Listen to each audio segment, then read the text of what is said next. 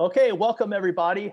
My name is Barry Blackburn, and this is a paddle channel interview with Kai Bartlett. And I am very excited to introduce a lot of our viewers. Kai, are Surfski paddlers, and I would be very surprised if they did not recognize your name. But just in case they don't know, Kai is a 5-time Molo solo champion for OC1. He is a canoe designer, surf ski designer, husband, father, and something that has been very obvious to me is that you definitely are an example of what it is to be humble. And I think that's really, really cool. Thank you, Kai, for joining us today. Oh, thank you. And thank you for the opportunity. I really enjoyed your recent interview with Topuria King. And something that you touched on was your relationship with Ozone and how that company and your partnership with them has allowed paddling to grow. I am a direct benefit of that. In 2015, I got something to do with my daughter. We bought a Tempest OC2 from Ozone. And that was my introduction to the world of outrigger canoe. And it was awesome. Yeah, and say it must have been a fun introduction. Yeah, I mean, it was, my daughter and I had both been into stand-up paddling very much, but I was excited about an OC2 because my buddy Chris Stevens took me on a downwinder in an OC2. And that light bulbs went off. Yeah. So tell me about your relationship with Ozone. When did that start? It started quite a while ago. It started back in 2006. I was living on Maui, and Mike Giblin was building canoes with another factory in China. And I think, as any Chinese-owned factory, they're looking for more demand. And so you thought, I'll bring Kai into the picture and create more demand at the factory and to have a stronger footprint there. And so he asked me to jump in, and that was really that.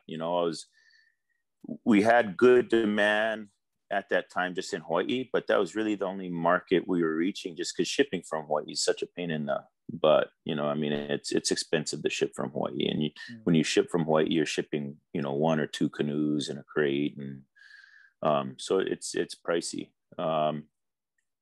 So for me, it's a fun idea to jump on and expand the horizon a little bit. Unfortunately, another company came in called Hyper Canoes, and they kind of axed Mike out of his factory. So the factory closed the doors on him, kept all his molds. Fortunately, our mold was not there yet. And, I just sat back. Mike said, hey, I'm going to try to find another solution and be patient with me. And we just sat back and waited until he got back up and running again. Yeah. So it's an interesting start. I get the impression that either you or Mike, or maybe both of you guys, have either a natural ability or some kind of engineering background, computer aided drawing background.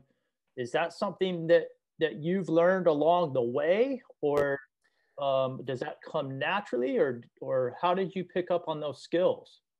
Mike's got those skills. He's the one with the skills on the computer, mathematics and, you name it. He's the guy working the computer and designing everything there. For me, I'm the hands-on. I've always enjoyed doing the hand shaping and going that route with it. Yeah. In the beginning of it all, it wasn't really worth that time, energy, and money to really divulge into work in the CAD programs and stuff like that, because in the beginning we were just designing for Hawaii, really. Back in the day, the sport wasn't that big. So, you know, it's a great relationship now because we'll still do, you know, I'll still do some hand shape stuff. I mean, I've been doing a lot of it lately. But now he's got a machine set up at home. So really, if we just wanted to tweak stuff, we could go to him and say, hey, we want to change this and this, and then try it out. So it's something he can shape there. But, you know, in a big part of me doesn't want to just get lazy and fall into that spectrum. I still want to keep that handcrafting, you know, that hand shaping going, just because it's going to keep it alive. And, you know, it really allows you to expand your horizons. You're not going to get locked up just, you know, cutting away or chipping away on one old design that you just want to slightly tweak. It allows you to really open up the door and create something completely new. Yeah. So yeah, you had a post on Instagram. You had your notebook paper and you had this long piece of foam, and you were like, you had your measurements, like you were kind of putting out your measurements. And in my lifetime, I've shaped 2 surfboards on my own in my shed. And that's, you know, total clunkers. Yeah, no, I'm with you. I shaped them before too. But that's what it reminded me of. I was like, damn, that looks hard and that looks so cool. So you have like a little shaping bay near your house, or? I have one in my yard, and I mean, if you saw it, you'd probably scratch your head. It's been a tent that I put up, and I kind of customized the tent a little bit. It's weatherproof, it's windproof where I shape. And just recently I'm finishing up, you know, a nice garage. It's a 20 by 20 workshop. And on the side of that is a 20 by 26 garage. And I've got my shaping table in there, and it's, you know, cemented into the ground, and really worked on getting it really precise and level. I think at most it may be off a 16th in a place or two, but yeah. So, I mean, it's pretty tight. Yeah. So I'm excited to start working on that, because right now, you know, the ground fluctuates. So every now and then I got to go and reshim and. I got you. Yeah. Yeah. So, and then in this garage, I've got the lighting set up really nice. And so. Yeah. Hey, how hard is it to find a piece of foam? Is it one long block of foam, or are you having to glue the foam up together? And I'm gluing it together just because it's cheaper to buy it in certain size pieces. So they'll do, you know, you kind of just, I talk to the company and see what their minimum width, height, and you know, thickness requirements are, and I'll order those and I'll cut them to what I need. You know, with each design, it's going to change a little bit on what you need. So it could be where you cut the foam into the pieces that you do need, so then you can, you know, recycle some of it and use it elsewhere. Yeah. That's incredible. Yeah. Because a friend of mine has a CNC machine for making rescue boards and rescue equipment. And nice. I was trying to wrap my head around, man, how do you get the foam big enough? So that was one of the first questions I had pop up in my mind when I saw your post on Instagram. I was like, man, how do you get a foam block that big? Yeah. Hey, it's 8 a.m, and we were on the river all day yesterday. So tell me about that. Tell me about your paddles this week. It's been pretty mellow. So in the beginning of the week, we decided, you know, it's mellow. Let's go out to the coast and check that out. And I mean, I never seen Oregon coast. So one of the guys with us been out there before, so he's like, "Oh, let's go check out this town." And you know, I went to a beach up there, so we checked it out. It was pretty fun. It was kind of right where they filmed Goonies. Oh yeah. Some of the pictures that Hayden got of you guys are just unbelievable. The rock. No, it was killer. Sorry, I'm gonna move real quick, but So no, it was pretty epic. You know, scenery wise, and you know what's surprising is I didn't realize really how heavy of a not heavy surf community, but they got a decent surf community up there. There's, I mean, at all times, and people are coming and going at all times, there's like 15 people in the water. That's cool. Yeah, surfing it up. So it was cool. And then, we went out there, we caught some waves too, and they're kind of just, they're tripping. It's funny talking to some of them afterwards, like, oh man, we thought we were gonna have to come rescue you guys out there. It's like, don't worry about us. We're just fine. They have no idea. No, they didn't know what the heck we were pulling up in. Yeah. So before I got into paddling canoes and now surf skis, and I want to talk about that too. But before that, all I did was surf.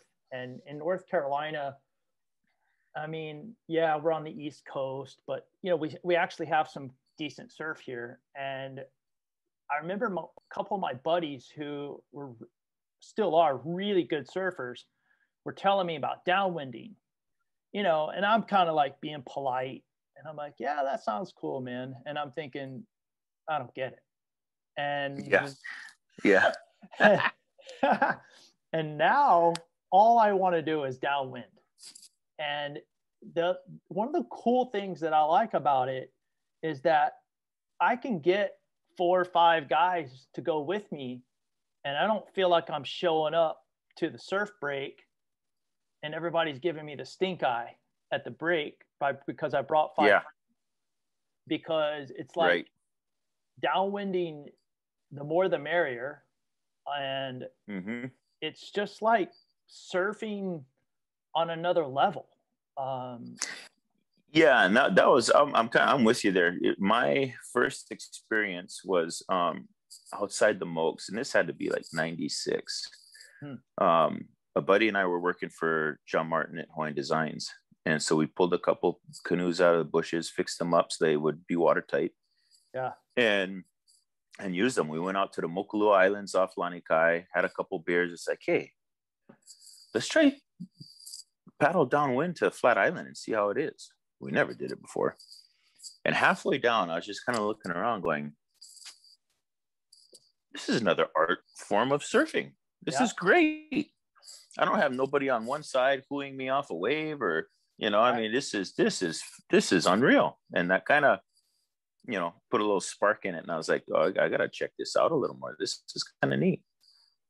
Totally agree. Especially, with surf breaks getting more crowded. It's like, it wasn't becoming that fun thing that we grew up doing. It was starting to become more of a headache. You show up to one of your favorite spots and you're like, oh my God, there's that many. Nah, forget it. I'm out. Yeah. We'll go skate instead. Or so you mentioned working at for John Martin. I'm friends with Rich Lambert, and he worked with us there. Yeah, that's what he told me. He said you mentioned Rich in your interview with Topuria. You mentioned that he was one of your early influences, him and Jim Fody, and I'm sure others. But he mentioned you guys worked at the same place. Yeah, so it was pretty cool. It was right when I was starting to get like heavily into the paddling, and it was actually John Fody. It was second year 6-man paddler. I did 98. I did novice B. 99. I did regatta. And John kind of took me under his wing and said, hey, you know what? Come train with me. We're gonna train like this. I was like, all right, I'm in. I'm training with John Fody. Heck yeah. Right. And then working with Rich was great, because then Rich and I did a lot of paddling together, and he would kind of give me his ideas on the do's and don'ts, and it was killer. We partnered up for Catalina crossing. We partnered up for a Molokai relay crossing. It was good fun. And at the time in 97, between 97 and 2000, I mean, those guys were Lanikai was doing really well. So that's you're looking at these guys up here, and there's a high ceiling to get to. So it's pretty cool. I mean, I felt pretty fortunate. He mentioned Rich was thinking it might have been 98 when you guys did the relay in Catalina and the relay in Molokai. He mentioned that he said looking back on that, he got a little I don't want to say emotional, but almost emotional. He was like, man, I'm 60 years old. And he goes, I remember paddling with Kai. He goes, that is such a special memory, those relays. He said, I said, well, what made it special? And he said, man, having his parents on the escort boat was really cool. Him being kind of a young guy coming up, and you know, that was really cool to hear him talk about that. What do you remember about that? Like the training maybe, or what kind of boat you were on? Yeah, you know, it was a mixture of everything. You know, I did really enjoy I really enjoyed the Naya back then. The That's the training, you know, John. I was That's I the was John young. Martin. That's a John Martin boat, right? Yeah, The Naya. yeah, yeah, yeah. And I thought, you know, the boat surfed super well. And you know, I was young. I was young and hungry, and again, you know, I had good guys, you know, good mentors that, you know, I could run questions off of or feed off of, and you know, I think that was it. And, you know, I was still new to the sport. So I was just super excited to get, you know, gain more. So every step of the way was a new excitement. And Yeah.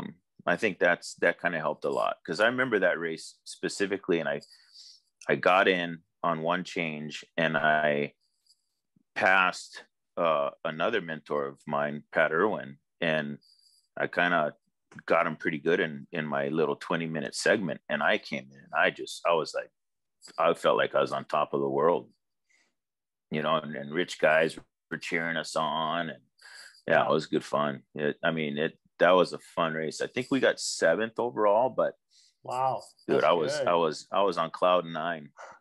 I Yeah. Yeah. I've had the pleasure of paddling 6-man with Rich several times, and his positivity is contagious. You know, Mm-hmm. he's always in the engine room, and he would always, Yeah. Yeah. you know, he'd always put me in seat 1 or 2, and every now and then I could just hear him going, "Yeah, Barry," and I was just like, he's just real easy to be around, you know, and you respect him right away because of his sheer size, but also Mm-hmm. he's just so nice. Yeah. He's just so encouraging, you know, and he might say something to help you with your technique, and then immediately he's like, "Yep, that's it," and it's just like immediate, like, okay, I just learned something, because he immediately reaffirmed. Yeah. Yeah. Always positive, you know. Right. Yeah. Yeah. Yeah. Yeah. Yeah, Yeah. yeah. Yeah. Um, so kind of going off of that, who are some of the young guys that you're mentoring now? You know, when the season was going, we were working with Tristan a bit on Maui. He's kind of taking a break, you know, because of the whole COVID thing, and Mm-hmm. probably just doesn't have the excitement to get out there right now because the races aren't happening. But you know, we got a couple young guys that came up here with us. Avon is from Big Island, and another kid, Judson, from Southern Cal, came up with us for this week. Yeah. You know, it's always good to try to get those young guys in the mix. You know, it's tough for us on Maui. We got the best waters to paddle in, and you just don't get kids out there. It's kind of sad. Where you look at Oahu and the, you know, Kalahui Kai program, they got all kinds of kids, which is good to see. Mm-hmm. But yeah, so being on Maui, you know, I figure if all these kids don't want to go out there and have fun on a Maliko, maybe I'll just wait till my kids are old enough, and hopefully they want to get into it. Right. Yeah. So yeah. the kids on Maui, are they just into other sports right now? I think other sports, you know, there's a big contingent of them that paddle, but they just, I mean, dude, it's probably like if you and I were that age and we knew that there's a Maliko in our backyard, Yeah. we'd be chewing that thing up. We All would the chew it time. up.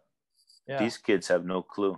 They have no clue. And I don't think they really, nor I think they have somebody that will help get them out there and guide them to it either. Yeah. And, you know, if they're paddling with certain clubs, the clubs don't really want to have someone else from another club come in and get them out there and guide them, because then they feel like, oh, this guy's going to take them to their club. And it's not like that at all. It's, you know, it's more so just growing the sport and getting these kids out there, getting them to fall in love with what we're all falling in love with or fell in love with. It's tough. Yeah, it's tough. Yeah, for sure. Yeah, your wife wrote a really good article about your time together in the Gemini, with downwinding, and it really is making me think about getting a Gemini one day, because my wife and I have 3 kids. They're all teenagers. One's an adult, and they've all paddled with me at different times. And, you know, I get it. At their age, friends are everything. And, you know, and dad's definitely not cool. Yeah. But my wife's a pretty good athlete. She was a gymnast in the past, and she's paddled some. I think if I could get her on a good downwinder and a Gemini, she would be stoked. Yeah. So tell me about that. Tell me about that time with your, you know, how, you know, have you guys done that? You and your wife had a chance to do that much lately? I know you have little ones at the house. Yeah, right. Yeah. You know, when we just had one little one, it was easier, but now at 2, it's tough. But yeah, so that year, I want to say maybe it's the first year we had the Gemini out, or the second year. But, you know, it was just kind of that excuse for her and I to get out together and do something. And, you know, we did it quite often. She was training a bit on her own in the one man, and it would show up and do races together. You know, we kind of did races on Oahu, Kauai, and we pretty much did a lot of that season. All the races in that season, we pretty much did 2-man. Yeah. So, I mean, it was a good time. I think I did maybe 2 or 3 1-man races. That was it. The rest was all 2-man. And it was fun because, you know, the more you spend time with one person in the canoe, you know, you learn each other well. So, it also gave me the opportunity to finally be the boss, you know, so it's good. No, but you know, and then we finish it off that year in Pailolo, and it was the fastest crossing I've ever done in Pailolo. Really? We did the Pailolo in 2:32. Wow. So is that a personal record, or is that a OC2 record, or do you know? No, that was my personal fastest time I've ever done that channel. Awesome. So it was pretty cool. Yeah. It was good fun. So in the article she wrote it, and for those listening, her article is on your website, the kai.com. You can go read it. Anyway, she talks a little bit about how patient you are with her, and then also how you were sort of coaching her as far as when to press, when to push for the bumps, when to relax. Did you see that as she got better, you were doing less and less coaching? Was she started, like, what are some of the things that she would learn? Because I know our listeners are thinking about, okay, I got to get a pearl of wisdom here about downwinding from Kai. You know, what are some of the things that she picked up on that you noticed that maybe clicked for her? You know, I think a lot of it was just viewing the bump, you know, and knowing from all that time we had already spent, knowing when to push, when not to push, because a lot of that is, you know, in the beginning is me dictating the when to push, not to push. And so she'd finally start viewing it. And, you know, everybody has their different way of surfing, you know, especially like, say, 6-man steersmen. They have their different view of what they're going to do. So if you paddle with that steersman for a while, you understand what you're going to be surfing more often than not. And I think with her and my surfing, she kind of started understanding what directions I was going to start hitting stuff in, so she could focus on her balance if I was going to hit a hard left or hard right, or, you know, things like that. So I mean, she started learning my style, but I think for her, just seeing what was going to start happening in front so she could anticipate it with her gearing before I really had to say much. Yeah. Yeah, she mentioned in the article, she mentioned how it started to become a little more natural. Like she understood that you were going to surf the little bumps one direction, and then you were going to swing to the other direction to get on the big one. And she started learning that because of the time spent in the boat. So I think that's really cool, because everybody laughs. They call it the OC2. They call it the divorce boat. No, right. we're calling it the honeymoon boat. Okay, there you go. I like that. Yeah. There you go. We actually came up to, I think it was Gorge that same year, and we decided to race 2-man. And we beat the men's team. Wow. And then our friends from Maui almost beat them as well. And there were a couple. Yeah. Keiku and Kelsey. So after that race, we're all calling it the honeymoon boat. Yeah. There you go. There you go. Yeah, because it was a rocking year at the Gorge. It was good fun. Oh my gosh. Yeah. Talking about downwinding and kind of transitioning over to the Vega. I feel like the Vega surfs so similar to my Aries. When you shaped the Vega, did you start with a fresh block of foam, or did you take the Vega? Did you take the Aries and start cutting it up?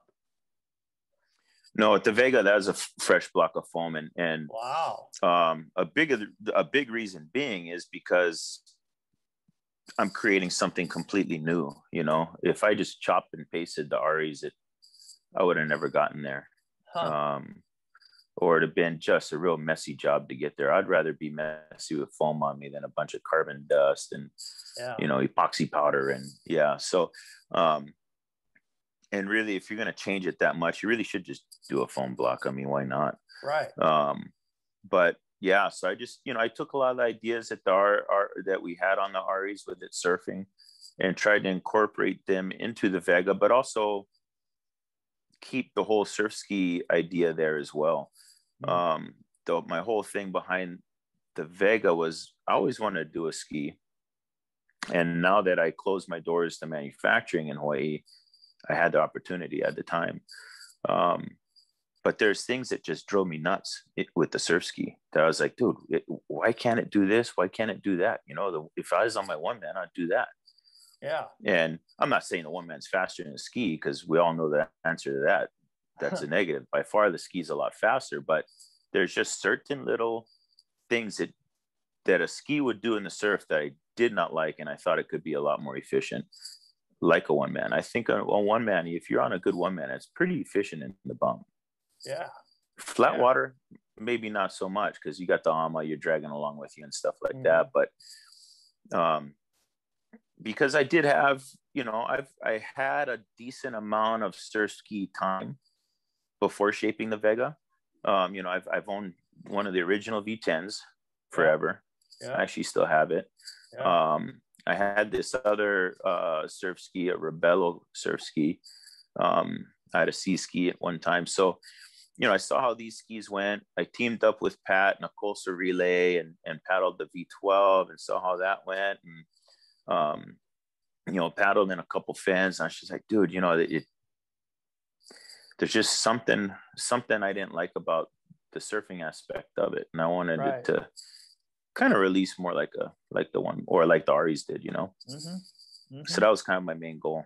I felt if we could get there and achieve that goal I wanted to achieve, I thought, man, the surfing is going to be so much more efficient. Yeah. And on top of already being a kayak, that's going to make it a lot more fun. Oh yeah. I got my Vega. I got my Vega this past April. So I think I've had my Vega for 2 months, and I've paddled the Aries just once since I got the Vega. No way. Yeah. I'm like all about the Vega right now, and every single time I paddle it, I get a tiny bit better with my legs, a tiny bit better with, my balance. And, and I really believe that the Surfski, especially the Vega, is helping me with my downwinding overall, because I can connect bumps. I can reach more bumps, and I guess that's because I've got two blades. The kayak blade, paddle. The paddle is what I'm talking about, and because I'm not, dealing with an AMA, but it's sort of like it's opening up these little gates mentally and literally. And prior to the Vega, I was on a first generation V10, and I was going back and forth between the REs and that V10. And I noticed that my downwinding in the REs kept getting better because of my time spent in the ski. So that's been something that I think is really, because I have a lot of friends who paddle one man, and they're like, I don't know, dude. I don't know about the ski. And it's kind of like, man, paddle everything, No, and to your point, it's only going to broaden your horizon. The good thing about ski and one man is you kind of visualize the ocean differently too. With the ski, you're going to look further ahead. So when you get back in the one man, it's just going to open up that vision a lot more, because now you're used to being in the ski as well. So you're not just going to always look in front of your nose. You're going to look ahead, and you're going to find a lot more opportunity. Right. For sure. Yeah. A lot of my friends have been asking me about the difference between the Vega and the Vega Flex. And I know that you've talked a little bit about that, but I think the Flex is a little bit wider. Yeah, the Flex is 1.25 inches, about 1 3/8 wider. Okay. And then it's also 6 inches shorter. Yeah. Now in the Flex, yeah. Our mutual friend Greg Green has both. He has both the Flex and the Vega, as you know. And he was telling me that downwind in the bumps, when he's in the surf, downwinding, his speeds are the same in the Flex and in the Vega. And really? That's what he's telling me. And I'm like, wow, that's cool. Yeah. And I said, so why do you have both boats? Because he's good in the Vega. I mean, he's 65 years old and he's crushing it in the Vega. And I'm like, why? I said, no offense. Why do you have a Flex? And he was telling me where he lives, it gets cold in the winter. Yeah, it does. And he does not want, he goes, I feel a lot safer in the Flex when it's very, very, very cold, because he's like, you don't get it. If you fall out, it's hypothermia. And so that's why he's got both. But but I thought that was cool that he said when he's in the bump going downwind, his speeds are comparable with the Flex and the Vega. So I thought that was that's really interesting. Cool. Yeah. So I've only done one downwind run in the Vega and Flex, and I've only paddled it once.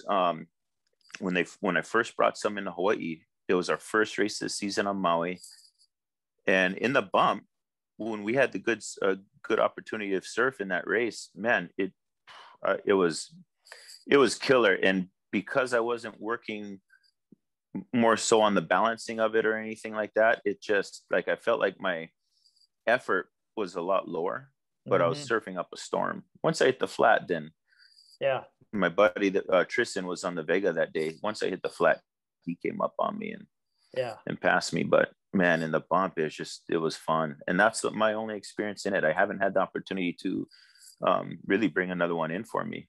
To play with. I want to.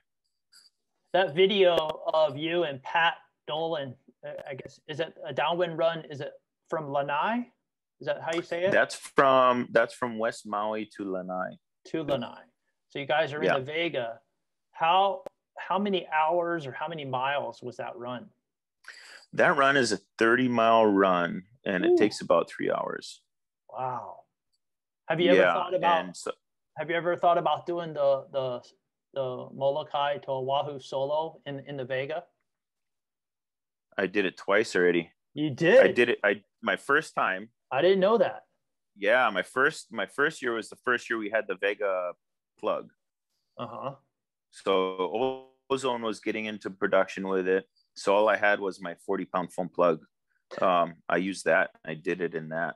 40-pound plug. Wow.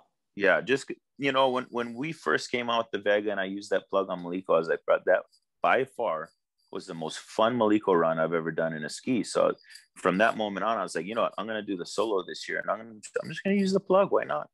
Mm-hmm. And then the next year I went in a factory made Vega. Nice. Yeah.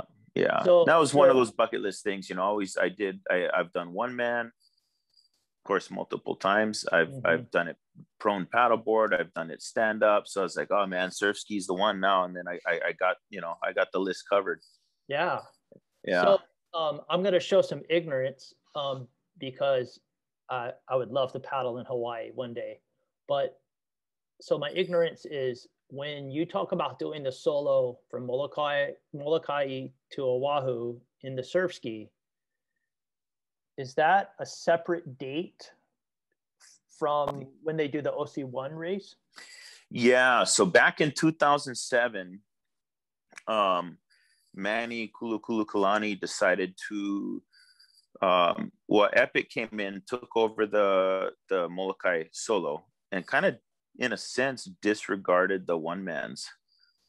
I mean, they still accepted us, but it's almost like it was a drag for him. So Manny decided, you know what, screw it, we're gonna have a one man specific solo. So he formed Pa'a Hawaii. Oh yeah. And so ever since 2008, we've had our own solo, and it's generally 2 weeks to a month prior to the Surfski solo. Okay. The fun thing with that is you do have some cross dressers, so that's what we're called, cross dressers, that do one man and ski. So it gave us an opportunity to be able to do both. Never.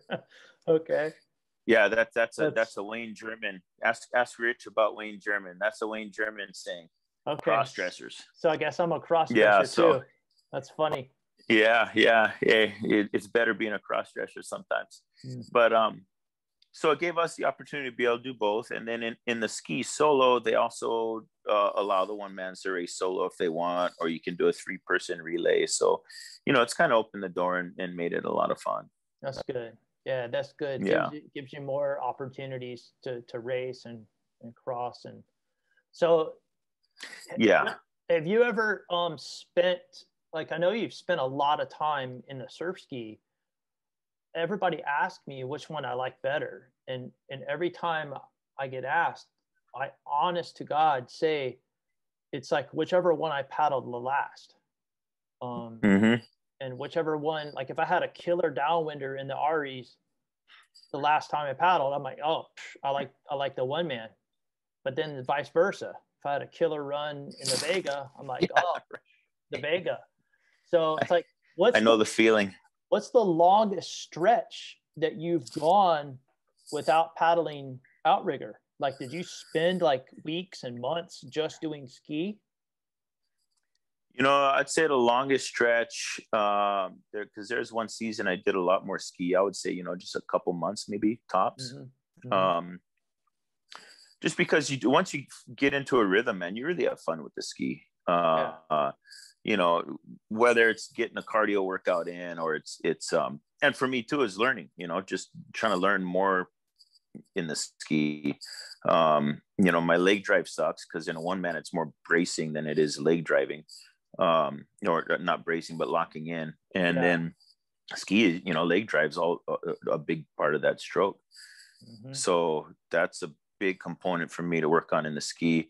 And then not doing ski for so long and then jumping back in and doing a bunch of Malikos in the ski, I was like, the ski, I mean, without the AMA and stuff, it's just like you feel like you got all this freedom when you're doing a downwind run. on maneuvering or whatnot. And, if you can link a couple long ones together because you're working that distance in your vision and you're gearing properly, when it all comes together in a ski, it feels so good. Yeah. And that's for sure. Yeah. For sure. So yeah. So for me, it's like when I pick up on those little things, it's like, oh yeah, again, going back to the 1996, 1998 with Rich, it's like so fresh, you're fresh at it. So these things that you're learning, you're getting excited about because it's all new. And it does, man, when you can lock into that ski and your balance is on par and you're just jumping bumps with your speed that you have and the efficiency, it's like, hoo. Yeah. And then, I'll maybe have one run where it's just like, I want to get back on the one man. And then I get sucked into the one man for a while. Yeah. So that's where I'm at now. I haven't been on the ski I haven't been on the ski for a little while. Okay. But yeah. Before you went to the gorge, you were telling me you had some great Maliko runs. It was firing on Maui. So how, when you get in your car to go from your house to that run, is it like a 10-minute drive, 5-minute drive? I mean, what, when you drop off one car at the launch point and, how much logistics is going on there? There's quite a bit of logistics unless you have a shuttle driver like preset. For right now, if you want to do a run, you go down, you do a 10-12 minute drive down to Kahului Harbor, meet up with a bunch of guys, and it's about a 25-minute drive up to Maliko. And then we'll do the run. And a lot of times they'll have a driver already set up, so that's cool. But sometimes you got to drive back up to Maliko and drop whoever's truck it is sitting there at Maliko. You got to drop them off and head home. So it's a logistical battle to do it, but it could be a lot worse. Oh yeah, it's definitely worth it, of course. Yeah, it's super worth it. So really, I mean, realistically, if the wind's not nuking, we'll generally just beat up from the harbor just to save a lot of time. Yeah. And then turn around with it. We're still getting a workout. There's no logistics, required to do that. But man, it's been so good that you're taking the time to do the logistics, because you're not going to want to paddle up through that wind. And yeah, it was good. It was really good. Oh my gosh. Yeah. Yeah. So I actually went 2-man the last day I was at home before coming. I went 2-man with, Lex Ross from Florida. No. Jean Ross's dad. Yeah, we went. We smashed it. It was good fun. Yeah, that's awesome. Yeah. One thing that my buddy Rod and I talk about a lot is, when I first started getting into paddling surf ski, especially in the ocean, after about half an hour, 45 minutes, my core was trashed. I was exhausted. And now I'm, like 2 hours downwinding and I'm still good. And I'm like, all right, I'm making progress here. I'm getting in shape. My balance is getting better. But we always talk about maybe how the surf ski feels more cardio and the OC1 feels more like power or almost like lifting weights. Have you noticed that same thing? Same exact feeling, man. Same exact feeling. Yeah. I'll go out and ski if I haven't done it for a while, man. I almost like, because of the cardio, you almost feel like you're spinning your wheels. But yeah, the Surfski, for me, the cardio is just way more than the one man. If I want to get a good cardio workout, it's better I go in the ski. But then to spend so much time in the ski and then get back in the one man, you feel weak when you get in the one man. Yes. I mean, exactly. you can rev it all day, but you feel like you're going nowhere. Yeah. My wife was teasing. My wife kind of commented, she was laughing at me. She goes, hey, your lats, they're not quite as big as they used to be. No way. And I was like, oh, thanks, babe. But yeah. I'm laughing because I'm like, interesting, because I've been in the ski and You know, it's different. There's a lot of the same muscles involved, but there's also some different muscles involved. You know, Oh, for sure. I feel like I can feel a different section of my abs get worked in a ski versus the one man. yes, my midsection, I feel better. My muscles in my abdomen have improved because of the Surfski. Although some of my bigger muscles have gotten smaller because I'm not one manning as much.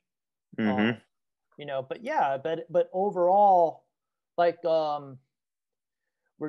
did you find yourself, I mean, when you did the solo crossing in your Surfski, you've done it twice in the ski, and obviously you've done a lot of long runs in the ski. Were you more exhausted compared to the one man? I mean, yes and no.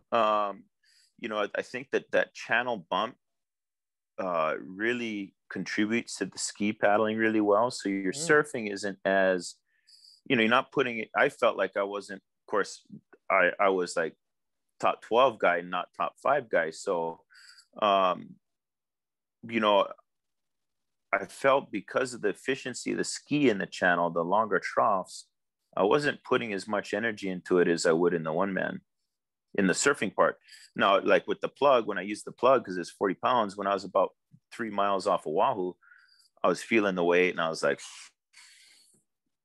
you know, but in the beginning, if, you know, it was fun. It was surfing up a storm, and it was just, it took, like I said, it almost felt like it took less energy to get the bump and get that speed and the connection. So, yeah.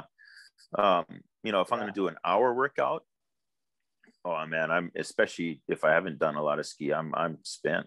You know, if I'm doing a more intense workout. Yeah. You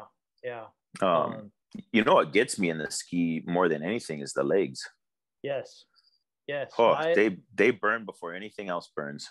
Yeah. My, one thing that I really like about the Vega is the ability to move that foot plate by just 1 millimeter forward or back. Like, you know, in a lot of boats, you have to, you're relegated to a pin, and maybe the pins are like every centimeter or whatever. And if you want to go in between those two pinholes, you're out of luck. Whereas with the Vega, I mean, it's like the first week I was moving the foot plate forward or back quite a bit. And then for like a month, I was like, okay, this is where I want it. And then after the end of that month, because my leg drive had improved, I moved it one more little tiny little notch. And I'm like, there it is. And sometimes my feet cramp, my calves cramp, my quads cramp, and people think from the beach, they're always so nice. They're like, oh, that looks like a great workout. I bet your upper body's tore up. And I'm like, yeah, it's like, you don't understand. My legs are cramping right now. Yeah. But, hey, so one of the things I wanted to ask you about, the last time the one man solo was held was in 2018, right? Yes, because it's been 3 years canceled. Yeah, because 2019, was it weather, or what? Why did they cancel 2019 was weather. It was big front was moving in across the channel right during, you know, it would have been coming through right during the time of the race, and it was coming at the wrong, you know, the wrong way, of course, too. It was coming from Oahu. So they canceled it the night before due to weather. And I think it was a smart move, because we went down there the morning of the race and it was like 20 to 25 onshore. Oh boy. So you would have been paddling 20 to 25 miles an hour wind in your face for, you know, the 32 miles. Cool. But what it was a big system that came in with it. So it would have been at about the 2-hour mark of the race, and it rained so hard you couldn't see freaking, you know, 100 feet. Yeah, that would have been dangerous. So so for the conditions that were there, the escorting factor and visibility, it wouldn't have been a pretty picture. And then I know one escort boat that went home that day actually sunk, didn't make it. Wow. And a bunch of them that went home just said, oh, it was crazy. Wow. So, you know, all in all, it was a smart move. Yeah. And then COVID with 20 and 21 canceled. Yeah. So I was looking at the results, 2018. And if I did my math right, I think you were 42 years old at that time. 42, 43. Okay. Or going on 43. And then you finished third in that race, man. Behind two Tahitians, Kevin, CJ, and Stevie Boy. Mm-hmm. Those guys, I guess they're still in their 20s now, but they were definitely in their 20s in 2018. Mm-hmm. I think Stevie's 30 now. Okay. Yeah. So, you know, and I'm 48, so I'm in the same club as you, the 40s club. Yeah. I'll be 46 next month. There you go. A month from yesterday. I am so impressed. I mean, I think, you know, obviously you won that race 5 times, but I would almost argue that third place behind those two guys at 42, 43 years old, I was like, man, that's impressive. I was pretty stoked. For sure. You know, talk about after like the age of, talk about your training building up to that. Did you feel confident? Did you feel fit? Were you like, you know, I felt confident for where, you know, I felt confident of maybe striking top 5. And, you know, at that age, that was all I was really concerned about. Mm-hmm. Being near the mix. I didn't think I'd be that near the mix, you know, that close to the mix. So that year I did training, and it off. I was on a Make the Better program, and then I threw in, you know, running and swimming, and did a bit of swimming, you know, weights and stuff. So, you know, I felt good. I just didn't realize how well I felt, you know, until that performance. Because then after that performance, the next weekend, I felt even better, you know. Really? I mean, I think it's a bit of more also mental confidence. Well, when you hit 40, you're not thinking about being the, you know, top factor anymore or close to it, you know. I mean, but yeah, I think, you know, you put it all together in the right manner, you know, it's still probably possible. Yeah. Of course, nowadays with 2 little ones, it's maybe a little less possible, because it's not that they take up more time, but you almost want to give them more time because they're little precious, you know? Right. So, for sure. Yeah, for sure. Yeah.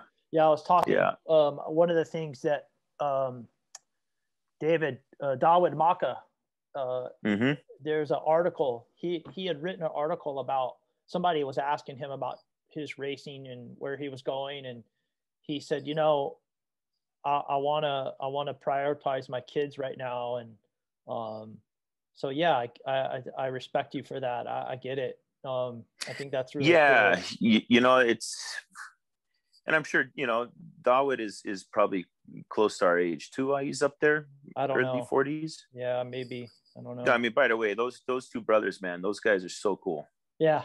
They're super cool individuals, man. They're good people. But yeah, I you know, I figured, especially at, you know, going on 46, it's like, what are you going to prove to yourself that you haven't already proven? I mean, you know, it's their turn. Yeah. So yes, I still want to paddle, and I want to stay in shape, but it's not the priority it was in my 20s and 30s, just because, you know, they're there. I don't want to fall apart and fall out of shape, but nor do I need to be, you know, cream of the crop. And yeah. But yeah, no, that was a pretty cool race, man. And conditions were unique. It was kind of like a northeast, so the surfing was pretty technical. And I think that really helped a lot, just being patient with the angles and the course. Cause like I remember talking to Travis Grant after the race, and he's like, "Oh, mate, you guys must have done so much more mileage." And, you know, we were on the rum line. I was like, you might have, I thought I was on the rum line. So if you say you're on the rum line and I was north, well, I mean, doesn't matter what course I took is better than your course. Because I was able to surf to the island, you know, versus having to pound up to it. So, yeah. You know, I think a lot of that had to play in with it as well. Yeah. Yeah. And it's funny because Kainoa Tanawai and I, the 2 years prior to that, would come into Portlock together. And that young bugger would always bust me up in the upwind. You know, he'd beat me up in the upwind and get me. And I was like, dude, if I come in with anybody this year, I'm not going to let them pass me. So, man, I hit Portlock and I just tried to find that extra gear. And I found the extra gear, but man, when I got to the beach, I thought I was going to toss up everything I freaking ate and drank all day. You know, I just felt sick for a while. Yeah. But oh my gosh. Yeah. Yeah. Hey, so I got a few kind of rapid fire questions. Gonna go through these lists here. So just whatever comes to mind, just shoot it out. What's your favorite non-paddling vacation? My favorite, it'd be snowboarding or fishing, you know. If I would go to the mainland, you know, I dig freshwater fishing, but generally our favorite non-paddling trips are like a snow trip. Yeah. Something I don't see every day. So a lot of these athletes, I think Laird Hamilton on Maui, he's all into this. Are you more of a, when you finish your paddle, are you just going to rinse off, or are you going to get in an ice bath? You know, maybe if I was serious about it, I'd ice bath it, but I'm just going to rinse off, grab a beer, and enjoy my time. Yeah. You know, what about shoot the breeze with the boys and talk about the run and have fun? Nice. Yeah. What about, do you prefer a double bend paddle or a straight paddle shaft? You know, that's a great question, because it's been so long since we used straight shaft. You know, I'd have to say double bend, but there has been talk. We've been kind of just, you know, talking amongst each other, like, man, we should try use the straight shaft again and just, you know, see what it feels like. And right. Yeah, I just felt like if you're doing like a quicker rate, the double bend had an easier recovery. What about when it comes to 6-man? Do you have a favorite seat? I do, actually, but supposedly I might be too heavy for it nowadays. You know, I always enjoyed stroking, but I really enjoy seat 5 if it's a big, rough day. Because then you're kind of, you have to pay attention and assist with the steersman. And so it's an exciting seat, because you get to every now and then, you know, help the steersman, you know, keep on track. Or so yeah, it's I like seat 5. I started off in seat 5, and when I was younger, because they'd always throw the guys didn't know enough in seat 5. But, you know, I feel like seat 5, when you're in the ocean, you gotta be a smart seat 5 to be a good seat 5 when you're out in good open ocean. Yeah. You know, Travis, I heard Travis Grant do a talk. He talked to our outrigger club here at Riceville Beach. He said that seat 5 is sort of the secret weapon. You got to put. He said historically you put the paddler who didn't know what they were doing in 5. He says, but if you've got a good crew, he said, you're actually going to put your best paddler in seat 5, because you want someone who's going to plant that blade and work hard for the crew. And I thought that was interesting. Yeah. You'd almost like, I know everybody has their different quirks, you know, like hearing Stevie's interview the other day, he said, you know, seat 4 in Tahiti's the important seat. And like for us, we've always kind of put the rougher paddler in seat 4, because it can kind of sponge that roughness, where if you put them in seat 5, it can disrupt the steersman. So, I mean, yeah, Travis kind of got a point there. And you do want, you know, again, back to the open ocean, if you got a seat 5 that's a veteran seat 5, he's going to do you good. Yeah. Where you know, if you got a guy back there that's just paddling along, he might be powerful and good, but if he doesn't understand the ocean and your steersman needs that help, man, oof, he could be detrimental. What's the biggest fish you've ever caught on your one-man canoe? I caught an Alua that was 57.5 pounds. So, Yeah. so for those of us who are not up on the Hawaiian name for that fish, what is an Alua? It's a GT, giant trevally. Oh my gosh. Yeah. And yeah. so I'm guessing you had your feet on the ama. No, I was steering. No way. Because it was towing me back upwind on the Maliko run, so I was just kind of steering the quarter of the fight, you know, so the fish would actually feel feel me being towed behind it, so I'd wear it out a little quicker. Gotcha. Yeah, if you just follow it straight, it's going to swim nice and easy. If you kind of quarter it, it's, you know, it's dragging you uphill at an angle, so you got enough tension on it to, you know, you'll tire it out. Nice. Now, do you? Yeah. Again, showing some ignorance on my part.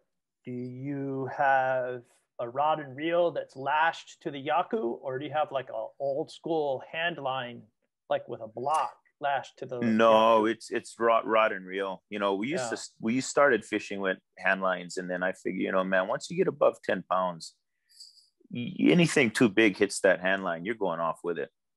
So we started using pull and reel, and, you know, bring the appropriate gear to deal with the fish after. But, you know, this is also back when we were really getting into it. And I think now we've kind of graduated, you know, we don't really, like for me personally, I don't really go after a lure anymore because it's not the greatest eating. I mean, if you smoke it, it's a good smoking fish, but, you know, we're kind of going after more high quality fish. They're not as big, but you know, the meat, the taste of the meat and the quality is so much better in other fish. Yeah. So I'm not going after the monsters anymore. No more pumping the chest, you know? Yeah, I hear you. Yeah. Going after the better meal. Right. Yeah. What tastes good. Hey, that's so I'm gonna try to put a nice bow on our conversation, and I wanna finish with kind of talking a little bit about your designs, and then you can kind of share with what you want on your newest project. So right now, you've got the Gemini, which is the OC2. You've got the Aries, which is the OC1. You've got the Vega Surfski, the Vega Flex Surfski. I guess you still once in a while have some guys buying the Antares. Once in a while we do. You know, I think our Hawaii mold is still making a couple. A friend of mine on Oahu is doing our boats in Hawaii, and I think he's still doing a couple Antares here and there. Yeah, but the Aries, even your friend, gosh, you just said his name, Tanoa. Oh, Kainoa. He's a big guy, and he's on the Aries.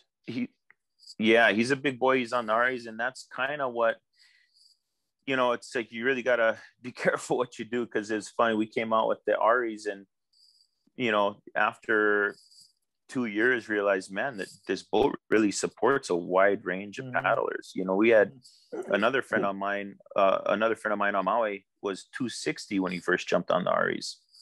Now he's down to like, I think he might even be lighter than me now, but when he first jumped on it, he was doing Maliko runs at 260, and he's like, bro, handles great.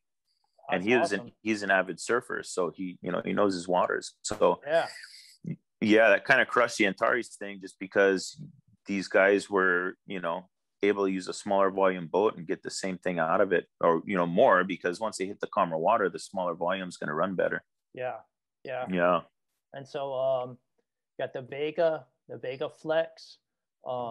For my surf ski friends out there, man, if you're looking for a surf ski, you got to paddle the Vega and the Vega Flex before you pull the trigger on anything else.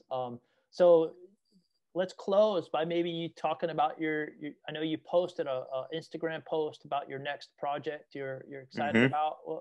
What can you tell us about that? You know, it's something we've been like any other designs, you know, it's something you've been wanting to do for a little bit, but never found the right time and opportunity. And I think, you know, now that we're seeing more regions getting into outrigger, designing a boat that's kind of suited for their waters more so, you know, so we really want to do like a calm water, flat water style canoe. You know, there's a lot more dragon boaters getting into it, and so a lot of their time trials are done in, you know, flat water and on courses. So really trying to accommodate a little more towards those people, and see if that's going to help grow the sport in that direction as well with them.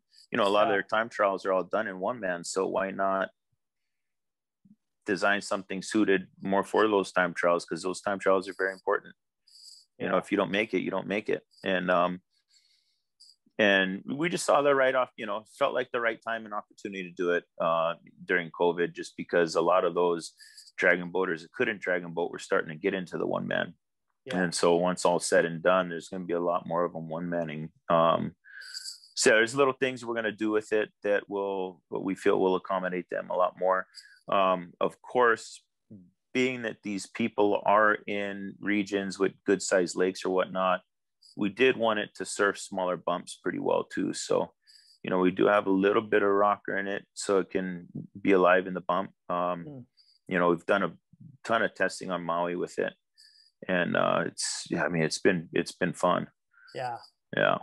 We got a couple of things though that we'll probably release pretty soon, like the name and you know, other benefits for dragon boaters with it. That's awesome. Yeah, that's really cool. I just you know, without sounding too goofy, thank you for sharing the sport, because since 2015 it's improved my enjoyment of the ocean. It's improved a lot of people in, you know, downwinding is opening up doors, and it's you know, people ask me, you know, hey Barry, you've lost weight, you look like you're in good shape, you know. I'm like, man, I have found something that I love to do. I don't even think of it as exercise. You're going out and having fun. I feel like I'm going to Disneyland for 2 hours to ride the rides, and I'm stoked. So thank you for like helping push the sport out to the East Coast. And you know, next time you're in North Carolina, whenever that is, we'd love to help you set up some clinics out here. And how can our viewers find you online? You know, our website or you know, our Instagram. I'm pretty bad at always going on there. I'm not super big into social media, but you know, we'll definitely check our messages on Instagram, our Facebook account, because I have Kai Va'a and Kai Bartlett. I'm generally on, well, I'm never really on Facebook, but I've got Messenger connected to the Kai Bartlett. So, but yeah, you know, if they wanted to hunt us down and you know, questions or whatnot, our website's probably the easiest. We're on that daily. Yeah. And then I think eventually, you know, back to that Lanai run, we'll probably start doing stuff again as things open up, and, you know, probably offer adventure runs like that at home, you know, small groups and things like that. You know, if people wanted to come out and play in Hawaii a little bit. That would be awesome. I'd love to do that one day. Kai Bartlett, thank you, sir, for your time. Thank you for sharing your stories and your designs, and I appreciate it very much. No, man, thank you for the opportunity. Have a good day. Definitely stoked to share. Yeah, thank you. You too. All right. Thank you so much. Have a good one. You too.